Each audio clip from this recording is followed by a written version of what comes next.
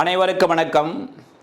என்னிடம் சிறப்பான திறமை எதுவும் இல்லை, என்னிடம் இருப்பது ஆர்வம் மட்டுமே சொன்னவன் ஆல்பர்ட் ஐன்ஸ்டீன். நான் கூட அடிக்கடி சொல்ல வகுப்பு எடுக்கின்ற போது, who is the best teacher in the world, உலகத்திலேயே மிகச்சிறந்த ஆசிரியர் யார் என்று சொன்னால் ஆர்வம்தான். ஏனென்றால் ஆர்வம் மட்டும் இருந்தால் எதை சாதிக்க வேண்டுமென்றாலும் நாம் ஆர்வத்தோடு, இப்போ உதாரணத்துக்கு நீ நீதிபதி ஆக வேண்டும் என்று நினைத்து விட்டால், அந்த ஆர்வம் வந்துவிட்டால் அதை உங்களை படித்து அந்த நீதிபதியாகவே ஆகுவதற்கு உங்களை கொண்டு சென்று விடும். எனவே ஆர்வம்தான் மிக மிக முக்கியம் எல்லாவற்றுக்கும் என்று கூறி, இன்றைய வகுப்பில் நாம் இந்து திருமண சட்டம் 1955 ஆரம்பித்து தொடர்ந்து பார்த்து கொண்டிருக்கிறோம். ஏற்கனவே பிரிவு 5 திருமணத்திற்கான, இந்து திருமணம் என்றால் அதற்கு என்னென்ன நிபந்தனை இருக்க வேண்டும் என்பதை பற்றியும், 6 ஒமிட்டடு 7 இந்து திருமணங்களுடைய எவ்வாறு நடைபெற வேண்டும் என்பதை பற்றி, அந்த செரமனி சடங்குகள் சம்பிரதாயம் பற்றியும் பார்த்தோம். 7A சீர்திருத்த மற்றும் சுயமரியாதை திருமணங்கள் எவ்வாறு நடைபெற வேண்டும் என்று பார்த்தோம். 8 இந்த இந்து திருமணங்கள் பதிவு செய்ய வேண்டுமா, கட்டாயமா என்பதை பற்றி பார்த்தோம். 9 கான்ஜுகல் ரைட்ஸ் அப்படி பார்த்தோம். 10 ஜுடிஷியல் செப்பரேஷனை பார்த்தோம். 11 வாய்ட் மேரேஜஸ், இல்லா நிலை திருமணங்கள், அதெல்லாம் எதையெல்லாம் வாய்ட் மேரேஜ் என்பதை பார்த்தோம். 12 வாய்டபிள், இல்லா நிலை, அதாவது தவிர்த்தகு திருமணங்கள் எவையெல்லாம் என்பதை பார்த்தோம். இப்பொழுது இதெல்லாம் திருமணங்களை பார்த்தோம். இவ்வாறு நடைபெற்றுவிட்ட திருமணங்களை ஒரு கணவனும் மனைவியும் இருவருமே, இந்த சட்டம் இந்து மேரேஜ் ஆக்ட் 1955 வந்துவதற்கு முன்னாலே திருமணம் ஆகியிருந்தாலோ, அல்லது இந்த திருமண சட்டம் 1955 வந்த பிறகு திருமணம் ஆகியிருந்தாலும், இருவருமே கணவன் மனைவி இருவருமே என்ன பண்ணலாம், தங்கள் திருமணத்தை முறிவு செய்யுமாறு விவாகரத்து வேண்டி நீதிமன்றத்தில் மனு தாக்கல் செய்யலாம். அப்போ முதல்ல what is the meaning of divorce, விவாகரத்து என்றால் என்ன முதல்ல பார்ப்போம். என்னவென்றால் இதில் மொத்தம் டோட்டலாக 30 செக்ஷன்ஸ் இருக்குது, மொத்தம் 30 பிரிவுகள் இருக்கிறது. இப்போ வாட் இஸ் செக்ஷன் 13 பார்க்க போகிறோம். இப்போ what is meaning of divorce, விவாகரத்து என்றால் என்னவென்றால் cessation of marital bond, decree of divorce puts an end to the marital bond and parties. Cessation of marital bond, இப்போ கணவன் இருக்காங்க, கணவன் மனைவி இருவரும் இருக்கிறார்கள், நீதிமன்றத்திற்கு சென்று, இது ஃபேமிலி கோர்ட், உதாரணத்துக்கு ஃபேமிலி கோர்ட் திருவள்ளூர்னு வச்சுங்களேன், இந்த நீதிமன்றத்தில் சென்று அவர் விவாகரத்து பெற்று விட்டார் என்று சொன்னால், கணவன் மனைவி விவாகரத்து பெற்று விட்டார் என்று சொன்னால், அவர்களுக்கே இருக்கின்ற அந்த கணவன் மனைவி என்கின்ற அந்த பாண்டிங், அந்த உறவானது அற்று போய்விடும். No longer remain husband wife. இவர்கள் நீதிமன்றத்தில், இவர் கணவர் பெட்டிஷன் போட்டார் விவாகரத்து மனைவிடமிருந்து, நீதிமன்றத்தில் போட்ட பிறகு நீதிமன்றம் விவாகரத்து வழங்கிவிட்டால் இவர் கணவனாகவோ இவர் மனைவியாக அவர்களுக்கு அந்த உறவு அற்று போய்விடும். நோ லாங்கர், அதன் பிறகு அவர்களுக்கு கணவன் என்ற உறவு இருக்காது. சரி, அப்புறம் பார்த்தீங்கன்னா divorce was unknown before the commencement of this act. Sir, இந்த இந்து திருமண சட்டம் 1955 வருவதற்கு முன்னால் இந்த மாதிரி டைவர்ஸ் என்ற ஒரு இருந்ததா என்றால் அப்படி எதுவும் ஒன்று இல்லை. அப்போ எப்போ வந்தது? Hindu marriage act 1955 for first time introduced the concept of divorce. இந்த இந்து திருமண சட்டம் 1955 வந்த பிறகுதான் இந்த டைவர்ஸ் என்ற கான்செப்டை இன்ட்ரடியூஸ் பண்ணுறார்கள், அறிமுகப்படுத்துகிறார்கள். இவ்வாறு திருமணம் செய்து கொண்ட கணவன் மனைவியோ அவர்களுக்குள் வாழ்வதற்கு முடியாத சூழ்நிலை, இந்தந்த கிரவுண்ட் ஆதாரங்கள் அடிப்படையில் சொல்ல பார்க்க போகிறோம். அதன் அடிப்படையில் அவர்கள் நீதிமன்றத்தை நாடி விவாகரத்து பெற்றுக்கொள்ளலாம் என்ற கான்செப்டை இந்த சட்டத்தின் மூலம் தான் இன்ட்ரோடியூஸ் பண்ணார், அறிமுகப்படுத்தினார்கள். சரி, அப்ளிகபிலிட்டி, இது யாருக்கெல்லாம் பொருந்தும் என்றால் செக்ஷன் 13 செக்ஷன் 1 படி அப்ளிகபிள் டு போத் ஸ்பௌசஸ். ஸ்பௌசஸ்னா தம்பதிகள். இப்போ உதாரணத்துக்கு இவர் விவாகரத்து யாரிடமிருந்து, மனைவியிடமிருந்து பெற வேண்டும் என்றால் பெட்டிஷனரு, இது ரெஸ்பாண்டன்ட். அப்படியே இந்த மனைவியானவர் இங்கே இருக்கிறார், பெட்டிஷன் போடுறார், யாரிடம், கணவனிடமிருந்து விவாகரத்து வேண்டும் என்றால் மனைவி பெட்டிஷனர், கணவர் ரெஸ்பாண்டண்டாக நீதிமன்றத்தில் மனு தாக்கல் செய்ய வேண்டும். இந்த பிரிவு அந்த செக்ஷன் 13 செக்ஷன் 1 படி. இப்போ கணவனும் மனைவி இருக்காங்கல்ல, இவர்கள் நீதிமன்றத்தில் தங்கள் அதாவது கணவனிடமிருந்து மனைவியோ அல்லது மனைவியிடமிருந்து கணவனோ விவாகரத்து பெற வேண்டும் என்றால் எந்தெந்த கிரவுண்ட்ஸின் அடிப்படையில் இருவரும் விவாகரத்து பெறலாம் அதை பார்ப்போம். அதாவது grounds for divorce 13(1) clause 1 adultery, பிறன்மனை உறவு. அதாவது மனைவி இருக்காங்க, இப்போ கணவர் இல்லாத வேறொரு ஆணுடன் உறவு வைத்திருந்தாலோ அல்லது கணவர் இருக்கிறார் மனைவி அல்லாத வேறொரு பெண்ணுடன் உறவு வைத்தல், அதான் அடல்ட்ரி. அடுத்து குரிவாலிட்டி, கொடுமைப்படுத்தல், கணவன் மனைவியை அல்லது மனைவி கணவனை கொடுமைப்படுத்துகின்ற போது. டிசஷன், கைவிட்டு விடுதல், கணவன் மனைவி விட்டு போயிடுறாரு இல்லை மனைவி கணவன் விட்டு போய்விடுகிற போது. அடுத்து கன்வர்ஷன், மத மாற்றம், இவன் என்ன இந்துவா இருந்து முஸ்லீமா மாறிறாரு இல்லை இவங்க நம்ம இந்துவா இருந்து கிறிஸ்டினா மாறிறார்கள் அப்பொழுது. அன்சவுண்ட்னஸ் ஆஃப் மைண்ட், புத்தி சுவாதீனம் அற்றவராக கணவன் அன்சவுண்ட் மைண்ட் அதாவது புத்தி சுவாதீனம் இல்லாத போயிடுறாரு இல்லை மனைவி புத்தி சுவாதீனம் இல்லாதாக போய்விடுகின்ற போது. லெப்ரசி என்பது 1976 சேர்க்கிறாங்க, இது ஒரு கிரவுண்ட் டைவர்ஸுக்கு என்று. ஆனால் என்ன பண்ணுறாங்க, பர்சனல் லா அமெண்ட்மெண்ட் ஆக்ட் 2019 என்ன செய்கிறாங்க, அது கிரவுண்ட் இல்லை, தொழுநோய் என்பது டைவர்ஸ் பெறுவதற்கு கணவனுக்கு மனைவிக்கு அது கிரவுண்ட் இல்லை என்று சொல்லிவிட்டார்கள். அடுத்து என்ன, வினரல் டிசீஸ், பால்வினை நோய், செக்ஸ் ரீதியாக ஏற்படுகின்ற அந்த நோய்கள். உதாரணத்துக்கு பார்த்தோன்னா HIV எய்ட்ஸ். சரி, அடுத்து அதாவது பால்வினை நோய். ஓகே, அடுத்து ரினவுன்ஸ் த வேர்ல்டு, துறவு கொள்ளுதல், கணவன் என்ன பண்ணுறாரு மனைவி ஐயோ வாழ முடியாதுன்னு என்ன பண்ணுறாரு சன்னியாசியாக போயிடுறாரு, அல்லது மனைவி கணவனை விட்டு ஐயோ இவர் வாழ முடியாதுன்னு என்ன பண்ணுவாங்க கன்னியாசிரியாக போயிடுறாங்க, ஏதாவது ஒன்று. பிறகு என்ன, அடுத்து பார்த்தீங்கன்னா மிஸ்ஸிங் 7 years, ப்ரெஸ்யூம்டு டெத்து, 7 ஆண்டுகள் காணாமல் போதல். கணவன் என்ன பண்ணுறாரு மனைவிக்கு தெரியல, எங்கே போனார்னே தெரியல, தேடுறாங்க, எத்தனை வருஷம் 7 ஆண்டுவான். அப்புறம் என்ன பண்ணுறாரு மனைவி காணவில்லை, கணவர் தேடுறாரு, 7 ஆண்டுமா காணவே இல்லை. அப்படின்னா அர்த்தம் அவர் இறந்து விட்டதாக எடுத்துக்கொண்டு நீதிமன்றத்தில் இவர்கள் இந்த காரண அடிப்படையில் விவாகரத்து பெறலாம். வாட் இஸ் அடல்ட்ரி என்றால் voluntary sexual intercourse with any person other than spouse. other than spouse என்ன, இப்போ கணவர் இருக்கிறார் என்றால் இவர் தான் மனைவி, அந்த மனைவி அல்லாத வேறு பெண்ணுடன். இப்போ மனைவி இருக்கிறார் என்றால் இவர் கணவர் என்றால் இந்த கணவர் அல்லாத வேறொரு ஆணுடன் அவர் உறவு வைத்திருத்தல்.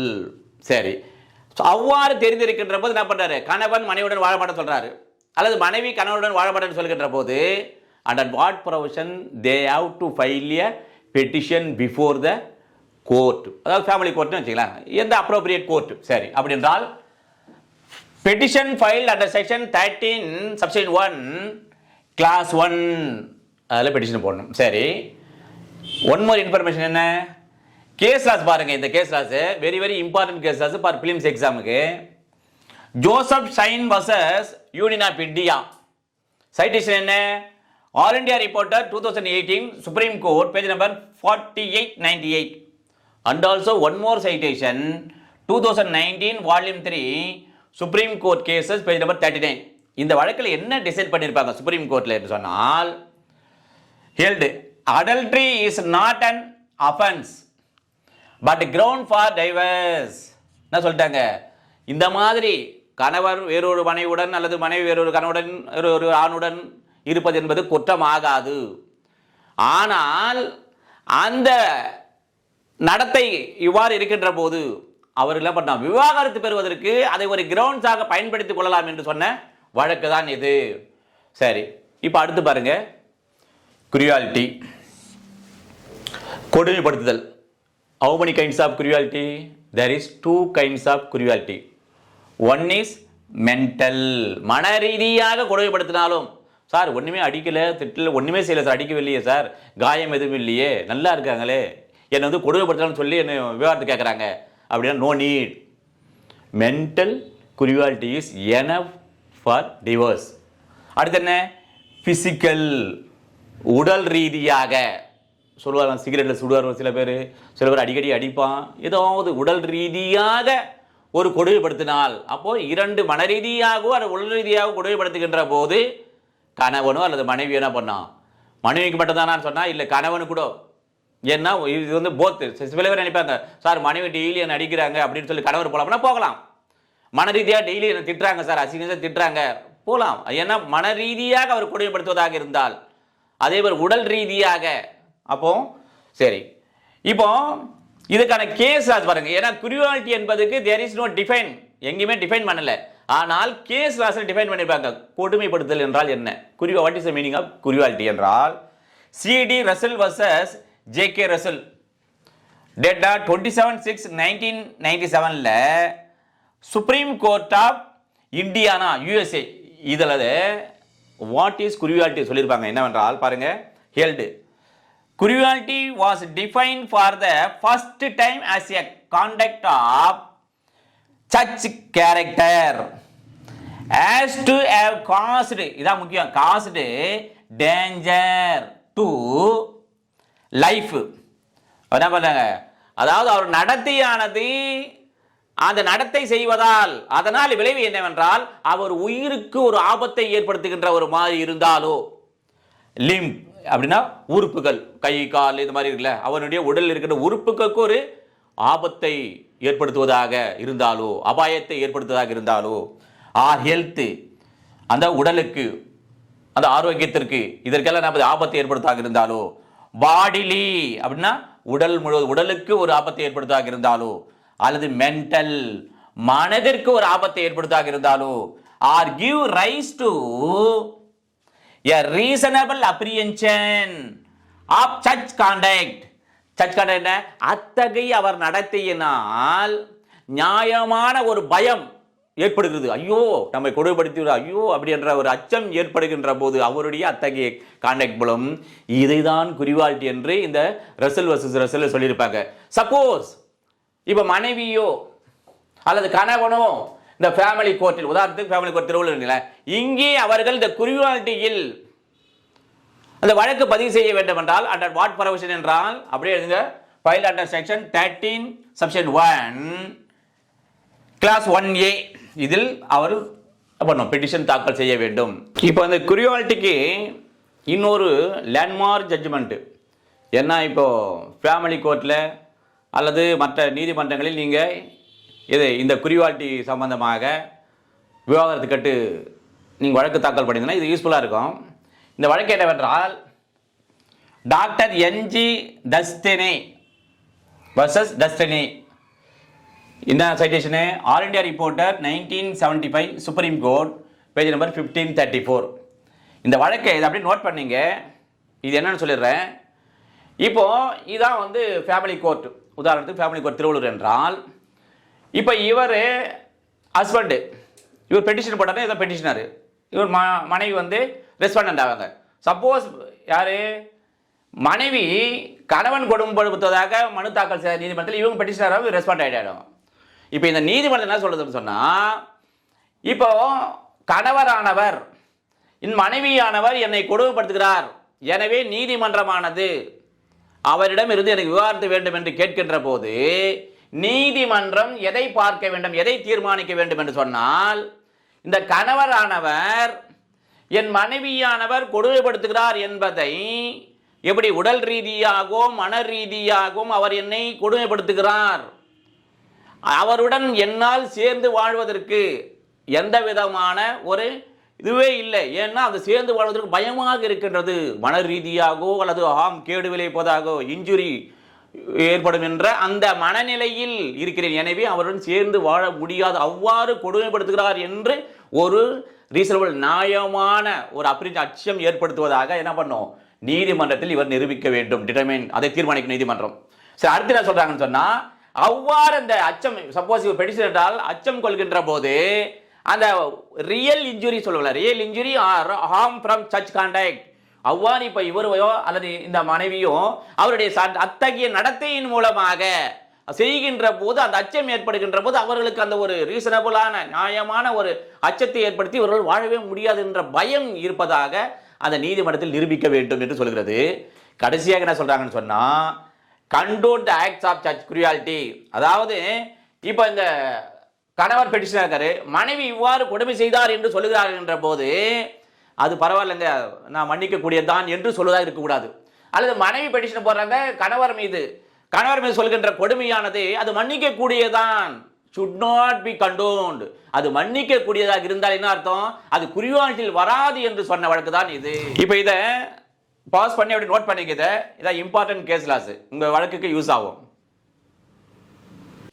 சுமன் கபூர் வர்சஸ் சுதீர் கபூர். சைட்டேஷன் என்னவென்றால் 2009 volume 1 supreme court cases page number 422 and also one more citation already reported 2009 Supreme Court page number 589. இதனுடைய எழுதி என்னவென்றால் terminating pregnancy without the knowledge and consent of the other spouse amounts to mental cruelty. என்ன சொல்றாங்க இப்ப பாருங்க, இந்த சுதீர் கபூர் தான் வந்து பெட்டிஷனர், ஓகேவா? இல்ல சாரி ரெஸ்பாண்டன்ட் இவங்க சபை, ஏன்னா இவங்க தான் இதுவாக இருக்காங்க. கண்டினியூ பண்ணிட்டா ஓகேவா? இப்போ இந்த சுதீர் கபூர் வந்து பிரெக்னெண்ட்டாக இருக்காங்க. அவ்வாறு இருக்கின்ற போது இவர் தான் அவருடைய கணவன் சுமன் கபூர்.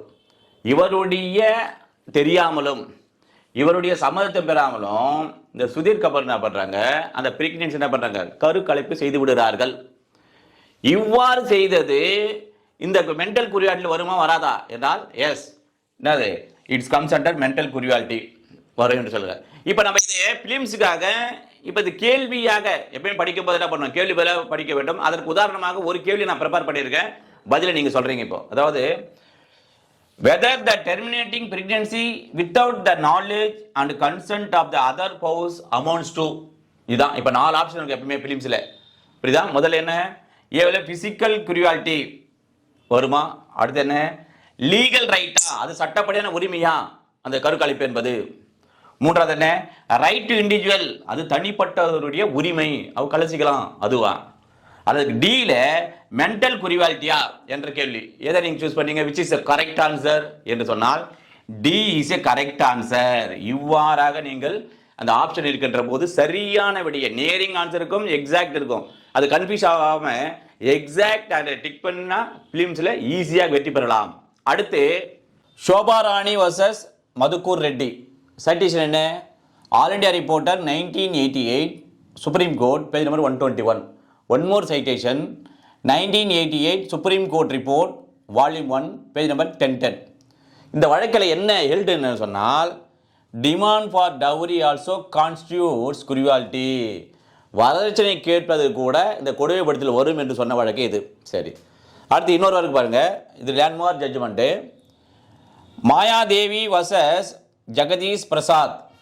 சைட்டேஷன் என்ன, all India reporter 2007 supreme court page number 1426. இந்த வழக்கினுடைய ஹெல்டு என்னவென்றால், சுப்ரீம் கோர்ட் என்னன்னா, any kind of mental cruelty faced by either of the spouses, not just the women but men as well can apply for divorce on grounds of cruelty. இப்போ என்ன சொல்ல வராங்கன்னா, இப்போ மனைவி இருக்கார்ல, மனைவி தான், அதாவது கணவனானவர் என்னை கொடுமைப்படுத்துகிறார் என்று இந்த குறிவாட்டில் டைவர்ஸ் கேட்டு வழக்கு தொடுக்க முடியுமா என்றால் இல்லை. 2 பேருக்குமே எய்தர் போர்ஷன் என்னது, கணவனுக்கும் பொருந்தும். என்ன, கணவனும் இந்த நீதிமன்றத்தில் வந்து என்னை மனைவி தினம் தினம் கொடுமைப்படுத்துகிறார் என்று அவர் என்ன பண்ணலாம், அந்த மனைவியிடமிருந்து எனக்கு விவாகரத்து வேண்டும் என்று இந்த குறிவாட்டி கிரவுண்டில் என்ன பண்ணலாம், கணவரும் மனு தாக்கல் செய்யலாம், அது அவருக்கும் பொருந்தும் என்று சொல்லதான் இந்த வழக்கு. இப்போ அடுத்த கிரவுண்டு 13 செக்ஷன் 1ல் கிளாஸ் 1B டெசர்ஷன், அதாவது கைவிட்டு விடுதல். இப்போ என்ன சொல்றதுங்க, respondent has deserted the petitioner for a continuous period of not less than 2 years. இது ஆப்ரேட்டிவ் என்னன்னு சொன்னால் இந்த கண்டினியூஸ் பீரியட் தான்.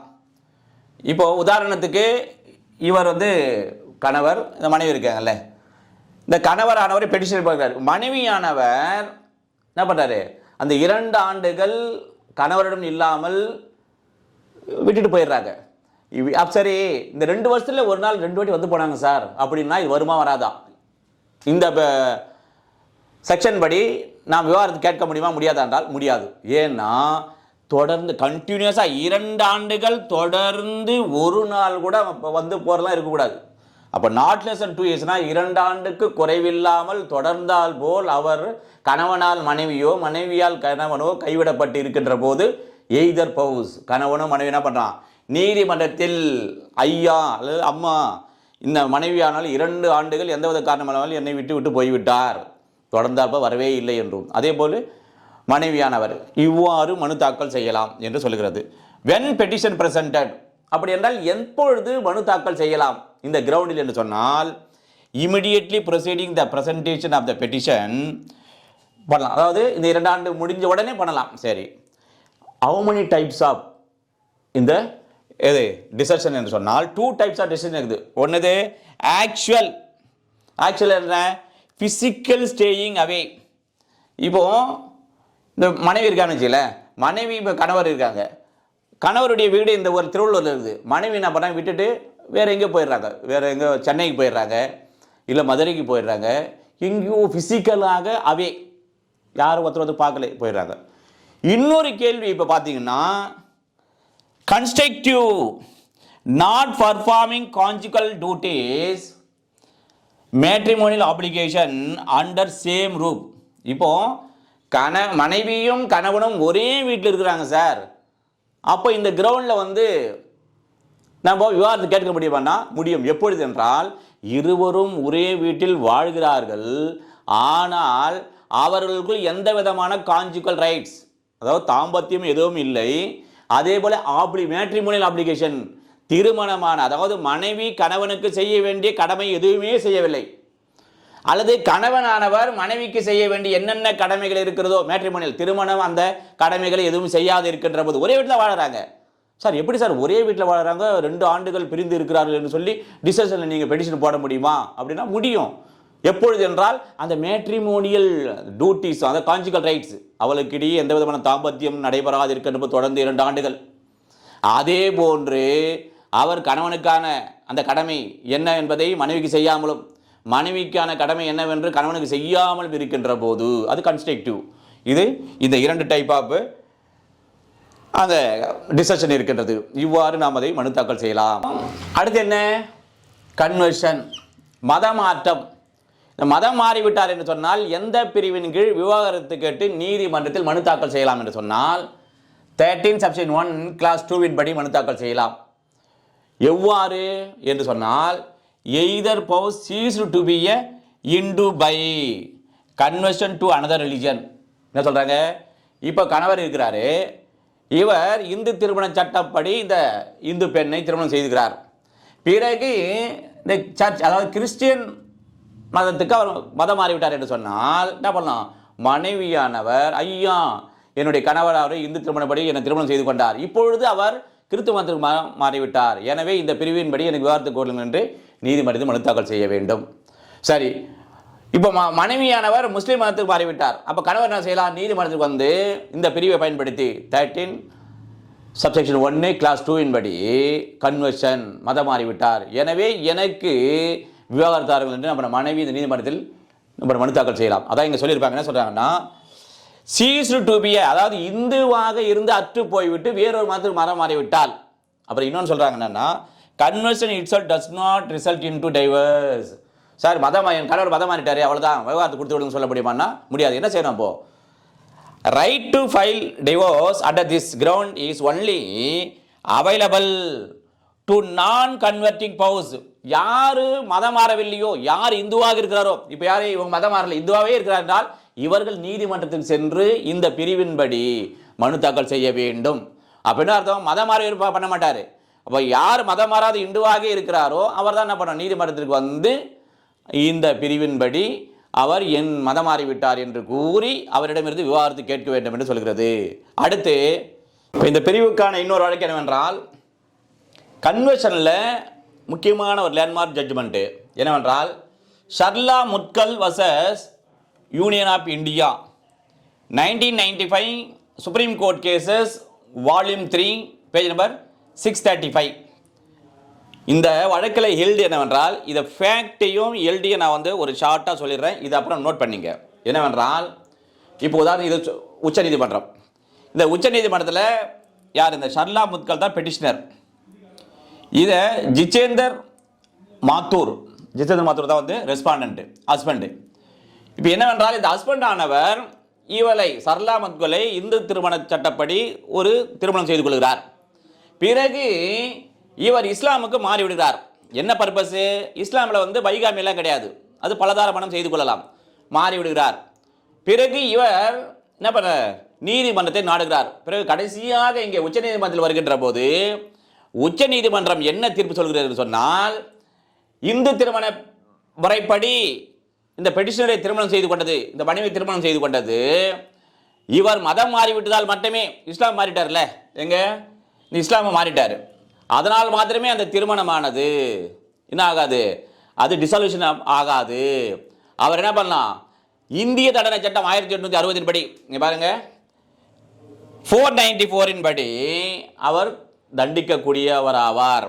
இப்போ புதிய பாரதிய நியாய சன்னிதா 2023 படி என்னது, எங்க செக்ஷன்ல பைகாமி 82 சப்செக்ஷன் 1, அதன்படி அவர் தண்டிக்கக்கூடியவர் தான். அதனால ஏற்கனவே செய்த இந்து திருமணப்படியான அந்த திருமணம் ரத்து ஆகாது என்று சொல்ல. அதே போல என்ன சொல்லுவாங்கன்னா, இதற்காக தான் இவ்வாறு திருமணம் செய்து கொள்வதற்காக ஒருவர் மதம் மாறுவதை தடுப்பதற்காக தான் இந்தியா முழுவதற்குமான யூனிஃபார்ம் சிவில் கோட், அந்த லீகல் சிஸ்டம் தேவை என்று சொன்ன வழக்கு இது.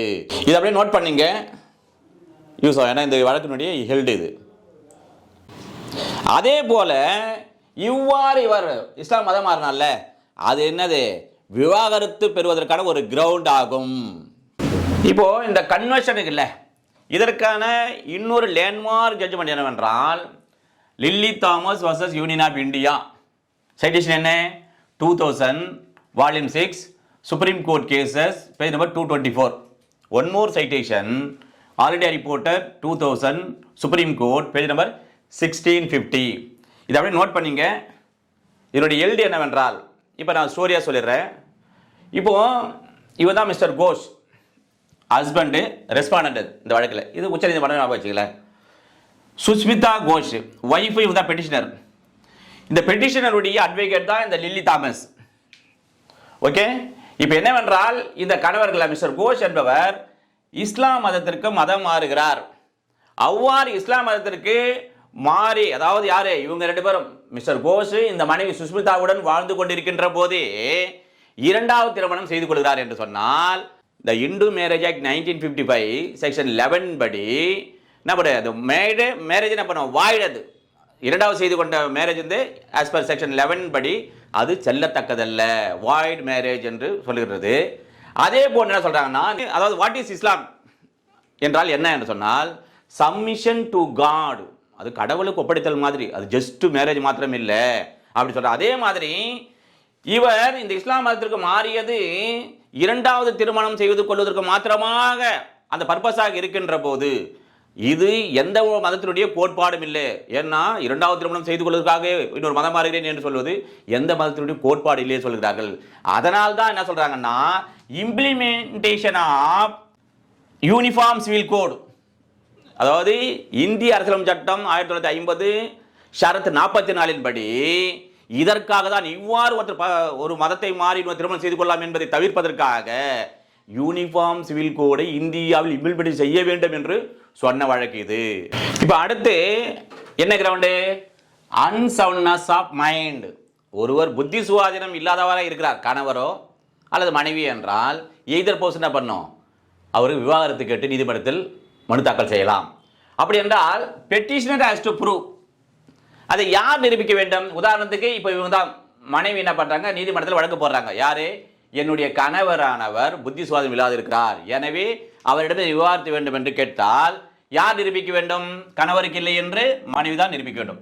ஒருவேளை மனைவி புத்தி சுவாதீனம் மற்றவர் என்று இவர் வழக்கு போறார், கணவர் வழக்கு போற, யார் நிரூபிக்கணும், இவர் தான் நிரூபிக்க வேண்டும். அது எங்கே சொல்லப்பட்டுள்ளது, ஆல்ரெடி பார்த்தோம், இந்தியன் எவிடன்ஸ் ஆக்ட் 1872ல செக்ஷன் 101ல சொல்லியிருப்பாங்க. பர்டன் ஆஃப் பொறுப்பு யார் டிசையர் டு அப்படின்னா நீதிமன்றத்தில் என்ன கேட்கிறார்களோ அவர் தான் சொல்லிட்டு 104 1872 பார்த்தோம். சாப்டர் 7ல 101 to 114 இருந்தது.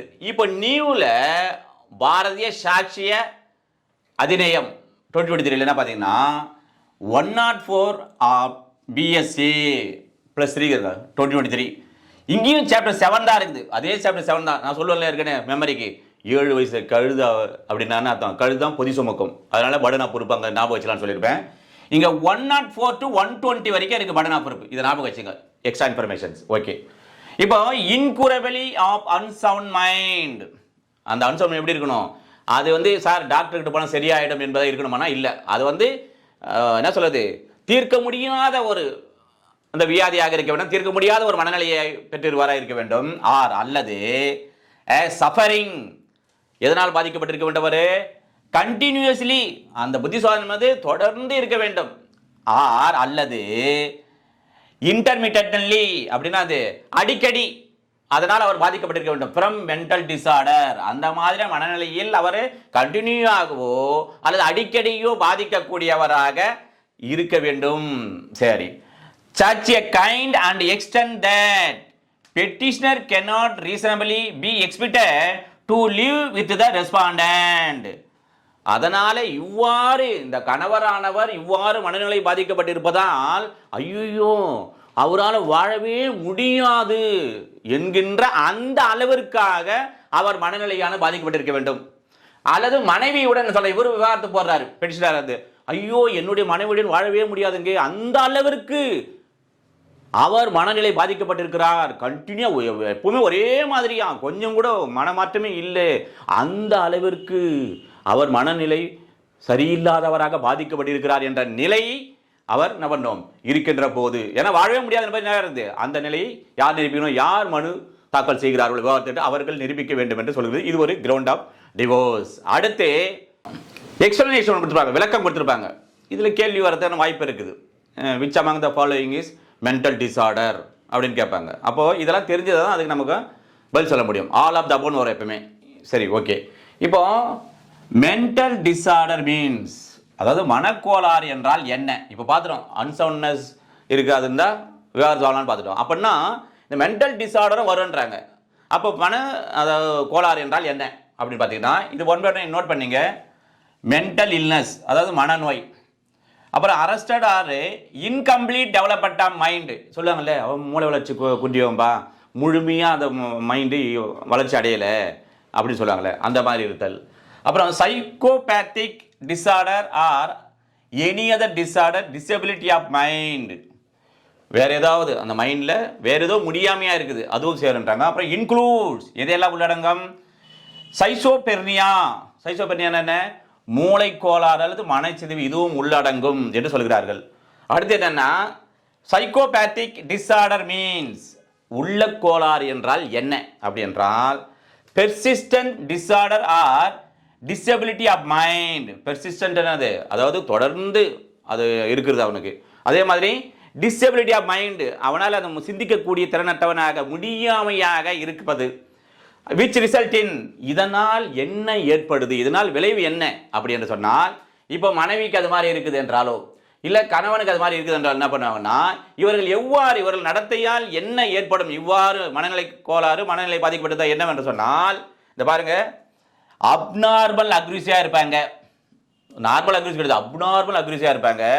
அதே மாதிரி serious irresponsible conduct on the part of other party. யாரு, இப்போ மனைவி இருந்தால் என்ன பண்ண, இவங்க கிட்ட இதுதான் அதர் பார்ட்டி இல்லை, அவங்க கிட்ட என்ன பண்ணுவாங்க, ஒரு மாதிரி அந்த நடத்தையே ஒரு மாதிரி சீரியஸாக இருக்கும், இர்ரெஸ்பான்சிபிளாக இருக்கும், ஒரு பொறுப்பில்லாத தன்மையாக நடந்து கொள்வார்கள் மற்ற மாதிரி. அதே மாதிரி இவர் இந்த மாதிரி இருந்தானா சாரி, இவருக்கு இருந்ததுன்னா என்ன பண்ணுவார், இந்த மாதிரி மாறி மாறி அதர் பார்ட்டியாக பார்த்துங்க. அடுத்தது, whether or not it requires or is susceptible to medical treatment. இதுக்கு வந்து ஒரு மருத்துவ ரீதியான ஒரு சிகிச்சை தேவைப்படுகிறது அல்லது இல்லை என்பது எல்லாம் இல்லை, அது தேவைப்பட்டாலும் தேவைப்படவில்லை என்றாலும் இது அன்சவுண்ட் மைண்டில் வரும் என்றுதான் எக்ஸ்பிளனேஷன் சொல்லப்பட்டுள்ளது. அடுத்து லெப்ரசி, அது ஒரு கிரவுண்டாக எப்போ ஆட் பண்ணாங்கன்னா 1976 அவ்வாறு தொழுநோய் இருக்கிறவர் கணவனோ அல்லது மனைவியோ இருக்கிறார்களே, அப்படி இருந்தால் அவரிடமிருந்து விவாதத்தை கேட்டு நம்ம என்ன பண்ண மனு தாக்கல் செய்யலாம் என்று தான். ஆனால் அப்படி என்ன பண்ணாங்க, ரிப்பீல்டு, எப்பொழுது இது ரிப்பீல் செய்யப்பட்டது, ரத்து செய்யப்பட்டு விட்டது, இது கிரவுண்ட் இல்லை, leprosy is not ground for divorce எப்போன்னு சொன்னால் பர்சனல் லா அமெண்ட்மெண்ட் ஆக்ட் 2019 பிறகு அது கிரவுண்ட் இல்லை என்று லெப்ரசி எடுத்து விட்டார்கள், நீக்கி விட்டார்கள். அடுத்து பார்த்தீங்கன்னா வினரல் டிசீஸ், அதாவது பால்வினை நோய், எவ்வாறு செக்ஸ் ரீதியாக தொற்றி பரவக்கூடிய நோய் இருந்தால், இப்போ மனைவிக்கு இருக்குது, உதாரணத்துக்கு பார்த்தீங்கன்னா இவங்களுக்கு எய்ட்ஸ் இருக்குது அல்லது HIV இருக்குது என்று சொன்னால், அப்போ கணவர் வந்து என்னுடைய மனைவிக்கு இந்த மாதிரி நோய் இருக்கிறது, வினல் டிசீஸ், என்ன விவாதத்துக்கு சொல்லலாம். அல்லது கணவருக்கு இருக்குது HIV எய்ட்ஸ் இருந்தால் மனைவி என்ன பண்ணலாம், நீதிமன்றம் மனு தாக்கல் செய்து அவரிடம் விவாகரத்து பெறலாம். சரி, அடுத்து பார்த்தீங்கன்னா ரினவுன்சியேஷன், renounce the world by entering any religious order. இப்போ என்ன பண்ணுறாங்க, மனைவியானவர் துறவரம் பூண்டுறாங்க, கன்னியாஸ்திரியா போயிடுறாங்க, குடும்ப வாழ்க்கைக்கு இல்லை அப்படின்ட்டு. அப்போ கணவர் என்ன பண்றாரு, என்னுடைய மனைவி இல்லற வாழ்க்கை ஈடுபடுவதில்லை, அவர் துறவி ஆகிவிட்டார், அவர் கன்னியாஸ்திரி ஆகிவிட்டார் என்று கேட்டு என்ன பண்ணா, கணவர் நீதிமன்றத்தில் மனு தாக்கல் செய்யலாம் விவாதத்துக்காக. சப்போஸ் கணவர் துறவி ஆயிடுறார், அவர் வந்து ஆசிரமம் போயிடுறாரு, எங்கேயாவது சென்று ஒரு தனியாக உட்காந்து அவர் தியானம் பண்ண ஆரம்பித்தார், அந்த குடும்ப வாழ்க்கையில் ஈடுபடவில்லை, அப்படி இருக்கின்ற போது, அல்லது வேறு வந்து தழுவி விட்டார், அப்படி பண்ண மனைவியானவர் என் கணவர் இவ்வாறு சென்று விட்டார், என்னை விட்டு விட்டு குடும்ப வாழ்க்கைக்கு வருவதில்லை, அவர் துறவரம் பூண்டு விட்டார், சன்னியாசி ஆகிவிட்டார் என்று என்ன பண்ணோம், விவாதத்தை கேட்டு மனு தாக்கல் செய்யலாம். சரி, அடுத்து பாருங்க, presumed death, அதாவது மரணம் அடைந்து விட்டதாக அனுமானித்துக் கொள்ளலாம். எப்பொழுது has not been heard of as being alive for period of 7 years or more. இப்போ சொல்றாங்க, ஒரு கணவர் வந்து மனு தாக்கல் செய்கிறார் நீதிமன்றத்தில், எனக்கு விவாகரத்து வேணுங்க, என்னங்கன்னு கேட்டால் 7 ஆண்டு அதுக்கு மேலேயும் என் ஒய்ஃப் உயிரோடு இருக்காங்களா இல்லையான்னு தெரியலங்க, அதுக்கப்புறம் நான் என்ன பண்ண முடியும், எனக்கு விவாகரத்து கொடுன்னு கேட்குறாரு. சரி, ஒருவேளை இவர் காணவில்லை, கணவர் என்ன பண்ணாரு, 7 வருஷம் உயிரோடு இருக்கிறாரா இல்லையானே தெரியல, அதுக்கு 7 ஆண்டால் அதுக்கு மேலே அப்படின்னு என்ன பண்ணா, மனைவி வந்து நீதிமன்றத்தில் மனு தாக்கல் செய்கிறாங்க, எனக்கு விவாகரத்து கொடுங்க, ஏன்னா என் கணவர் உயிரோடு இருக்கிறாரா இல்லையா என்று 7 ஆண்டுக்கு மேலவும் தெரியலங்க அப்படி என்று அதனுடைய அடிப்படையில், அந்த கிரவுண்டின் அடிப்படையில் விவாகரத்து கேட்கலாம். சரி, இது எங்கே சொல்லப்பட்டுள்ளது, அதாவது பிரசம்ஷன் டெத் எந்த பிரிவில் சொல்லப்பட்டுள்ளது, இந்தியன் எவிடன்ஸ் ஆக்ட் 1872 108 சொல்லியிருப்பாங்க. இப்போ புதிதாக வந்திருக்கின்ற பாரதிய சாட்சி அதிநியத்தில் எங்கே சொல்லியிருக்காங்க, எந்த பிரிவு என்று சொன்னால் 111 ஆஃப் BSA 2023 சொல்லப்பட்டிருக்கின்றது. இப்போ நம்ம பார்த்தோம்ல, அதாவது ஒருவரிடம் விவாகரத்து பெற வேண்டும், கணவன் மனைவி இருவருக்குமே அப்ளிகபிள் தான். இந்த 13(1) இருக்கின்ற அந்த கிளாஸ் 1 இருக்கிற AB, அப்புறம் கிளாஸ் 2, 3, 4, 5 என்னெல்லாம் பார்த்தலாம், இது எல்லாமே கிரவுண்ட்ஸ் தான் விவாகரத்து. யார் பெறலாம், எய்தர் பவுஸ், கணவனுக்கு அப்ளிகபிள் தான், மனைவிக்கும் அப்ளிகபிள் தான். இந்த மாதிரியாக இருக்கின்ற போது கணவனும் மனைவி விவாகரத்து பெறலாம். நான் சொல்லியிருக்கிறது இதில் வந்து ஒரு இல்லஸ்ட்ரேட்டிவ் கேஸ் லாஸ், இல்லஸ்ட்ரேட்டிவ் தான் சொல்லியிருக்கிறேன். நிறைய உங்களுடைய வழக்கு ஆஸ் த கேஸ் பேபி, உங்களுடைய வழக்குக்கு ஏற்ற மாதிரி நிறைய கேசஸ் அவைலபிள் இருக்குது. அதை பயன்படுத்தி உங்களுடைய நீதிமன்றத்தில் இந்த மாதிரி விவாகரத்து வழக்கு இருந்தால் இந்த வீடியோ உங்களுக்கு பயனுள்ளதாக இருக்கும் என்று கூறி அடுத்தோடு சந்திப்போம். நன்றி, வணக்கம். சார், இப்போ வந்து விவாகரத்து பெறலாம் எவ்வளவுன்னு சொல்லி வரீங்க, நடத்துறீங்க.